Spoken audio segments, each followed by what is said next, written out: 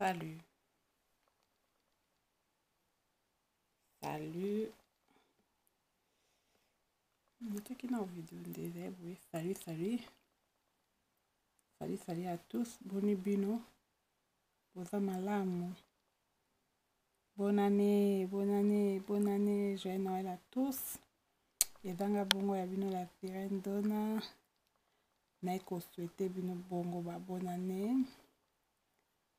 Ba Joyeux Noël. Bonne année nzamba sungi biso akomisi biso. Mbula sikelingi ekota. Nzambe osunga tokokota tokomona naye kopesiteka babone na nga ya Facebook ndenge basoutenir nga. Donc c'est un peu sanga la sirène naza na tokokoba na kosaba émission na 2021 na sebe na émission kitoko na sepesana kaka bobo mesana ndenge ezalaka tonaka kosolola toyoka masolo ya la sirène toyeba eza ndeni awa.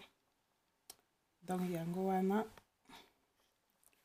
nde tokosala nasepeli kosala bino émission oyo parce que boza toujours fidèle na page na nga, bozo commenter, boza kosabone.